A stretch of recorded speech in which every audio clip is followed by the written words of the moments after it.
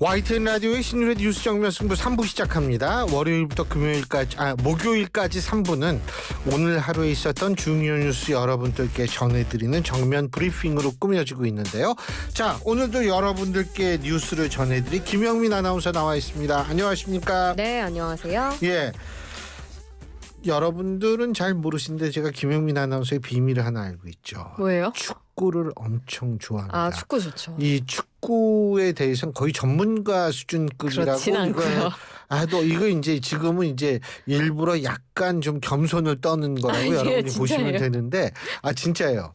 김영민 아나운서가 굉장히 축구의 광팬인데 그래가지고 요새 뭐 직접 축구를 하는 건 아니겠지만 어쨌든 축구 좋아해요. 그래서 이제 우리 김영민 아나운서가 좋아할 만한 축구계의 소식, 관심이 있어야 할 만이죠. 좋아할 만이 아니라 관심이 있어야 있을 만한 축구계 소식이 있습니다. 상당히 좀 이게 주목을 받은 건 사실이죠. 주목을 받았던 정몽규 축구협회 회장.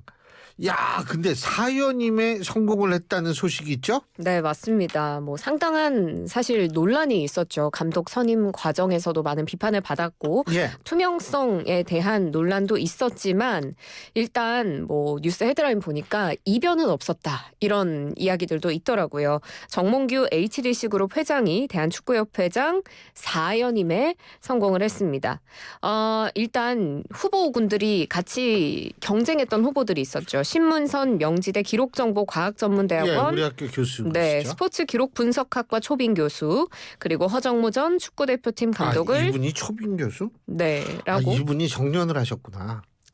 원래 교수였었어요. 초빙 교수는 이제 정년을 하면은 이게 보통 25년 혹은 30년 이상 학교에 있으면 명예교수 타이틀을 주거든요. 근데 요분은 조금 그게 안 돼가지고 그러니까 지금 초빙 교수 타이틀 이분 원래 정식 교수였어요. 아니면 알 수 없는 그런 지식들을 제가 알게 되네요. 그래서 명예교수라는 거는 그 학교에 오래 있었다는 거 증명합니다. 그렇군요. 근데 초빙 교수라는 타이틀을 했으면 이분이 뭐 20년 이상은 안 계셨다는 것을 의미하는 거기 때문에. 근데 우리 학교 정식 교수였었어요. 정식. 월급, 그러니까 정식 교수라는 건 뭐냐, 학교에서 월급 받는.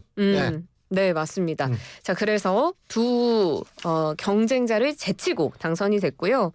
그런데 이변은 없었는데 이 표를 얼마나 얻었는지 여부에 대해서는 뭐 팽팽할 것이다 이런 여론도 있었고 뭐 박빙일 것이라는 예상이 좀 있었습니다만 전혀 그렇지 않았습니다. 총 유효 투표 183표의 절반을 훌쩍 넘겨서 156표를 얻어서 압도적으로 당선이 됐고요. 따라서 결선 투표는 불필요하게 됐습니다. 그래서 축구협회를 2029년까지 4년 더 이끌게 됐습니다. 그러니까 뭐 이게 뭐 저는 여기 잘 모르는데 뭐 이렇게 투표가 뭐 183표 유효 투표라고 얘기를 하는 거 보니까 뭐 대의원이나 이런 분들만 주로 하는 것 같은데 저는 뭐 딴 거는 바라지 않습니다. 제발 좀 잡음 좀 없었으면 좋겠고요. 네. 그리고 정말 이거 축구협회 양궁협회만큼 공정하게 돌아가는구나 라는 얘기만 들으면 전 좋을 것 같아요. 네, 정 회장이 정견 발표 때 이런 이야기를 합니다. 현장과 소통하면서 더 낮은 자세로 임하겠다. 큰 책임감을 갖고 결자 해지하겠다. 강도 높은 개혁과 인적 쇄신을 하고 국제적인 위상, 경쟁력도 강화시키고 진행 중인 사업은 더 내실화를 하겠다라고 앞으로의 의지를 밝혔습니다. 그 의지대로 좀 됐으면 좋겠습니다. 가장 중요한 건 투명성이죠. 모든 면에 있어서 투명성은 이 변화의 시작입니다. 어떻게 될지 저희가 지켜봐야겠죠. 자, 그리고 어제 있었던 윤석열 대통령 탄핵 심판 최종 진술 이거 하면서 이제 마무리가 됐는데 이 법조계의 의견 한번 정리해 볼까요? 네, 일단 두 의견으로 나뉘겠죠. 위헌 위법성이 크다. 그래서 탄핵이 될 것이다라고 보는 입장이 먼저 있을 텐데 윤 대통령이 전시사변에 준하지 않은 상황에서 비상계엄을 선포했고 국회에 군을 투입했고 또 영장 없이 중앙선관위를 압수수색했기 때문에 이게 헌법과 법률 규정에 어긋난다라고 해석을 하고 있습니다. 대표적인 법률가들의 의견이 지금 언론 보도를 통해서 정리가 되고 있는데 몇 가지 의견 의견을 소개해드리면요. 윤진수 서울대 로스쿨 명예교수는 이거 보세요. 네, 그러네요. 아까 명예교수. 네. 이분은 서울대에 20년 이상 있었다는 오래 거죠. 계시네요. 네. 명예교수는 지난 13일에 자신의 소셜미디어에 글을 올립니다.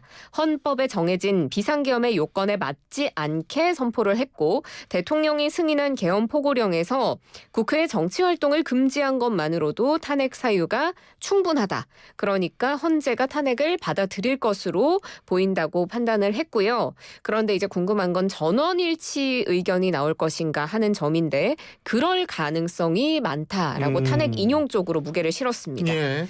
한인섭 서울대 로스쿨 교수도 이 재판관 8명 전원 인용 결정이 난 박근혜 전 대통령 때랑 비교를 하면서 이번에도 결론이 다르지 않을 것이다 라는 판단을 했고요. 그러니까 이분도 8명 전원이 이 탄핵 인용에 쪽으로 기울 것이다 이런 그 얘기죠? 박근혜 전 대통령 8명. 때 8명 전원 맞아요. 인용이었기 네. 때문에 이번에도 전원 인용일 것이다라고 예상을 했고요. 반면에 좀 다른 의견도 있습니다. 탄핵소추가 기각될 거라는 견해도 분명 있는데요. 윤 대통령 측이 재판 과정에서 내란죄를 철회하는 것에 대한 그런 논란 그리고 검경 수사 기록의 증거 채택과 같이 절차적인 문제들을 좀 집요하게 지적을 했던 부분이 있었고 계엄 선포는 대통령의 통치 행위이므로 사법적인 심사가 불가능해서 각하하거나 기각해야 한다라는 요지의 내용입니다. 몇몇 법률가들의 이야기를 들어보면 이인호 중앙대 로스쿨 교수는 계엄군이 출동은 했는데 국회의 의결을 방해하지는 않았고 국회의원이나 국회 공무원 또는 시민을 체포한 일도 없고 계엄 시행 과정에서 다친 사람이 없다. 국민의 기본권을 침해할 만한 어떤 것도 없었고 국회 통제권도 적절하게 완전하게 행사가 됐기 때문에 이 대통령과 국회가 주고받은 고도의 정치 행위에 대해서 사법부가 개입할 여지는 없다고 봐야 한다. 그러니까 이 탄핵 인용돼서는 안 된다는 입장으로 주장을 했고요. 허영 경희대 로스쿨 석좌 교수는 어떤 좋은 질문입니다. 네. 이 석좌 교수는 옛날 같은 경우에는 이 외부에서 회사 같은 데서 펀드를 대줘요. 네. 이분이 아주 훌륭한 분이니까 이분을 꼭 좀 교수로 좀 했으면 좋겠다. 그러면 학교는 이분한테 월급을 주는데 자기네 학교 돈을 주는 게 아니고 그 이 석좌 교수 부탁한 그 기업이라든지 이런 쪽의 돈으로 이제 우와. 하는데 요새는 석좌 교수 개념이 좀 바뀌긴 바뀌었어요. 네. 뭐가 어떻게 바뀌었냐면 석좌 교수라는 것이 좀 그런 개념이 아니라 그냥 이 파트타임으로 그냥 가르치는 건데 허영 교수님은 제가 잘 아는데 우리나라 대표적인 헌법학자거든요. 근데 경희대 로스쿨에 왜 석좌 교수가 됐냐, 왜 명예 교수가 안 됐느냐, 이 점은 뭐냐면 경희대에 있었던 시간이 비교적 짧거든요.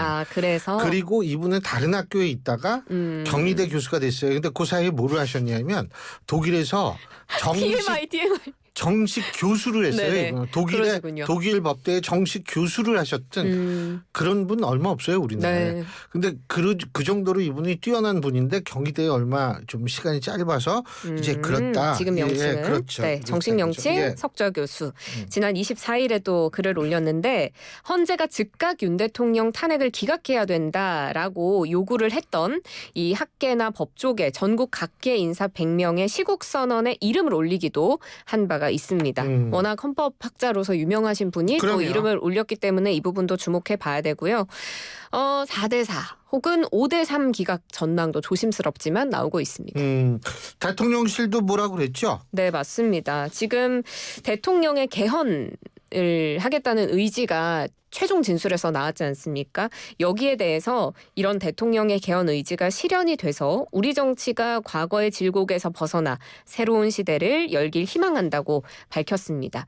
그리고 대통령실 직원들도 각자 맡은 위치에서 임무에 최선을 다하겠다라면서 업무를 재개하는 것에 대한 의지를 드러내기도 했는데요.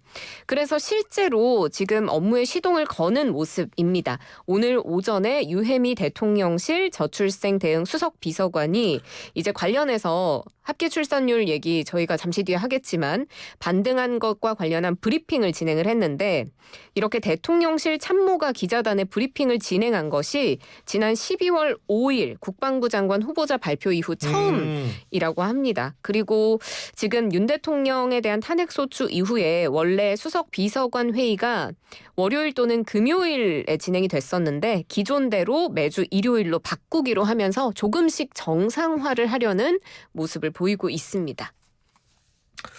근데 뭐 제가 이 표현이 맞는지 모르겠지만 지금 대학교 안에서 탄핵 찬반 집회가 벌어지고 있어요. 제가 왜 이런 표현을 했는지는 좀 이따 설명을 드릴게요. 그죠? 네, 대학교 안에서 벌어지고 있습니다. 이미 일부 대학가에서 윤 대통령 탄핵 찬반 집회가 이어졌었는데 제가 뭐 논란을 피하기 위해서 가나다 순으로 얘기하면 고려대, 서울대, 연세대 등 학교에서 일단 탄핵 찬반 집회가 있었고 그리고 오늘은 또 이화여대에서도 양측이 같이 뒤섞여서 굉장히 혼란이 빚어졌습니다. 탄핵 찬반 집회 참가자들이 한 군데 모여서 한쪽에는 파면하라, 한쪽에는 탄핵 무효 이렇게 구호를 외쳤고요. 대학 측에서 외부인 출입을 막아서 정문 앞에는 윤 대통령 지지자나 유튜버 그리고 한국대학생진보연합 소속 사람들 등 한 100여 명이 모여들기도 했고요. 또 인하대학교에서도 오늘 윤 대통령 탄핵 찬반 집회가 열렸습니다. 제가 왜 대학교 안에서 벌어진다라고 얘기를 하냐면 네. 자 이대는 지금 막았다는 거 아니에요? 외부인 출입을. 근데 서울대 같은 경우에 그러지 않았어요. 그렇기 때문에 이게 그러니까 그 학교 다니는 학생들이 과연 이 시위의 몇 % 정도를 차지하는가를 우리가 봐야 되거든요. 근데 제가 알기로는 그렇게 많지가 않아요. 오늘 이화여대 측은 각 측이 한 30명 정도 됐다고 보통 얘기를 들었습니다. 20명 예. 내외예요. 20명, 30명. 근데 제가 이제 지난 주말에 제 고등학교 동창들하고 같이 좀 모여서 소주 한잔 먹었는데 그 중에 한 놈이 이제 서울시내 다른 대학 교수, 한 분이 다른 학 교수라거든요. 네. 근데 얘도 결국 이 분도 네. 동의를 하는 거예요. 아니다는 거죠. 그렇기 때문에 저는 사실 이거가 조금 이게 뭐 대학 내에서 찬반으로 갈렸다 이렇게 표현하기는 아직은 좀 이르다 그런 생각을 하기 때문에 말씀드린 거고요. 이런 소식도 전해드려야죠. 반가운 소식 우리가 나쁜 소식만 전해드리잖아요. 반가운 소식 뭔지 아세요? 합계 출산율이 올랐답니다. 네, 그렇습니다. 지난해 출생아 수 23만 8천여 명이었습니다. 얼마나 늘었냐면 1년 새 8,300명이 는 건데요. 원래는 지금 출생아 수가 8년 연속으로 계속해서 줄어들다가 9년 만에 이제 출생아 수가 다시 오른 겁니다. 바닥을 찍었다 이런 해석들도 있더라고요. 그리고 합계 출산율도 원래는 0.7명대까지 추락을 했었는데 소폭이나마 반등을 했습니다.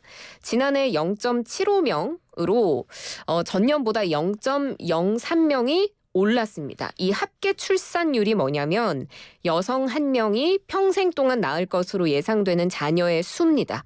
그래서 인구 흐름의 기준점 역할을 하는데 우리나라는 합계 출산율이 8년 연속으로 계속 추락을 했습니다. 물론 소폭 반등했다는 희망적인 소식이 있지만 여전히 국제 기준과 비교를 했을 때 우리나라의 합계 출산율은 거의 절반 수준의 밖에 달하지 못하는데요. OECD 회원국의 합계 출산율이 2022년 기준 1.51명이니까 우리나라는 아직 갈 길이 좀 멀어 보이고 출산율 1.0명을 밑도는 국가가 OECD 중 우리나라가 유일합니다. 근데 이렇게 오른 이유가 뭐예요? 일단은 원래 매년 70만 명대로 반짝 급증했던 때가 있대요. 이 출산율이 1990년대 초반 출생아들 요때는 많이 사람들이 태어났나 봐요. 저도 요때거든요. 그래서 이 사람들이 결혼하는 시기, 출산하는 시기에 접어들었다는 거죠. 그러니까 90년에서 95년. 네, 91년에서 95년 사이. 저도 요 안에 들어가는데 이제 제 주변 사람들도 다 결혼하고 아이 낳고 하는 있어요? 네, 그런 경우들이 굉장히 많습니다. 예. 그래서 그런 영향이 있을 예. 것이다가 1번. 그리고 코로나19가 끝나고 나서 그간 미뤄졌던 혼인들이 한꺼번에 터져 나온다는 네, 거죠. 하면서 예식장 실제로 잡기 힘들어요. 요새. 혼인 건수가 굉장히 많이 늘었었거든요. 아니, 그 그래서 청취자 여러분 이거 오해하실까봐 제가 잡았다는 게 아니고 네. 주위에서 아. 예식장 잡기 힘들다 이런 얘기입니다. 예. 교수님 잡으시면 큰일 나죠. 큰일 나죠. 네. 그래서 이제 그 영향으로 출생아 수도 올해 소폭 늘어나지 않을까 하는 그런 예상이 있습니다. 맞아요. 올랐으면 좋겠습니다. 지금 선생님들 숫자가 잘못하면 남아돌고요. 대학은 계속 문을 닫을 수밖에 없고 그렇다면은 사실 연구하는 사람들이 갈 데가 많이 없어지게 되고 그럼 우리나라 이거 힘들어지게 되는 거 마찬가지니까요. 근데 저 이거 보고서 굉장히 그 좀 심각하게 생각한 사건이 하나 있었는데 흉기 난동범 제압하다가 경찰이 중상을 입었죠. 네, 맞습니다. 깜깜한 새벽, 오늘 새벽에 있었던 일이고요. 예. 여성 2명이 귀가하는데 신원 불상의 남성에게 쫓기고 있다라는 신고를 받고 경찰 2명이 출동합니다. A경감 그리고 동료 순경까지 출동을 했는데 이 남성이 경찰과 맞닥뜨리자 종이 가방에서 흉기를 꺼내서 난동을 부리면서 경찰관들을 위협하고 공격했습니다. 그래서 A경감이 흉기를 버릴 것을 경고했지만 이 난동범은 불응했고요. 같이 출동한 순경이 테이저건을 사용했지만 워낙 외투를 두껍게 입고 있어서 테이저건이 위력을 발휘하지 못했다고 해요. 그래서 공포단을 발포하기도 하고 이렇게 몸싸움까지 하면서 뒤엉키는 상황이 있었지만 결국에는 이 A 경감이 실탄 3발이 약간의 시차를 두고 흉기 난동범을 향해서 발포가 된 것으로 조사가 됐고요. 이 과정에서 흉기 난동범이 A 경감을 2차례 공격을 하는데 흉기로 공격을 해서 목 주변과 얼굴에 A 경감이 큰 부상을 입고 응급수술을 받은 것으로 전해집니다. 범인 죽었죠. 결국 실탄에 맞아서 사망을 했습니다. 흉기 난동범의 상반신에 3발이 모두 명중이 됐고요. 이 처음에 발포를 했을 때 쓰러지지 않고 계속 난동을 부려서 시차를 두고 계속해서 발포를 하는 과정에서 결국 3발이 발포가 됐습니다. 원래는 하반신에 조준을 하려고 했으나 너무 근거리에서 격발이 되는 바람에 상반신에 맞은 것으로 보인다고 경찰 관계자는 밝혔습니다. 근데 이제 이렇게 되면 정당방위 여부가 또 문제가 되지 않습니까? 우리나라 이거는 정말 지금 좀 심각하게 생각해 봐야 될 부분이에요. 네, 맞습니다. 예. 광주경찰청 직장협의회에서는 이 A 경감이 물리력 행사 기준과 방법에 관한 규칙에 근거해서 기준에 맞게 사용을 했다라는 입장인데요. 과연 정당방위로 인정을 받을 수 있을지 여부에 대해서는 좀 지켜봐야 되는 게 한 검사 출신 변호사가 연합뉴스와 통화한 내용을 들어보면 이게 결국 사람이 죽은 사건이어서 과잉 대응에 대한 지적이 나올 수밖에 없을 것이다라는 의견 조심스럽게 밝혔고 수사기관이 통상적으로 정당방위 결론을 내기가 쉽지는 않다. 경찰관이 얼마나 피해를 받는지 이 부분도 중요하다고. 중상을 입었다고 하는데 저는 제일 중요한 게 뭐냐면 지금 이 범행은 점점 흉포화되고 있잖아요. 그런데 이거 자꾸 어떤 일 발생해가지고 경찰이 야 이거 정당방위 이거 안 되면 어떡하지? 자기가 다치는 한이 있더라도 멈칫멈칫하면 경찰관 분들도 굉장한 피해를 받을 수 있고 주위에 있는 다른 피해자가 또 그러니까요. 발생할 수 있다라는 그러니까요. 이 사실을 제가 볼 땐 법원도 좀 생각을 해야 될 거예요. 이게 뭐 범인이 죽어도 된다 이런 얘기는 아니지만 중요한 건 그때 상황적 논리를 면밀히 따져야죠. 제가 볼 때 이거만이 정당방위 아니라고 얘기를 나오면 야 그땐 정말 맞습니다. 누가 경찰 저거 하겠어요. 오늘 여기까지 하죠. 수고하셨습니다. 고맙습니다. 김영민 아나운서였습니다.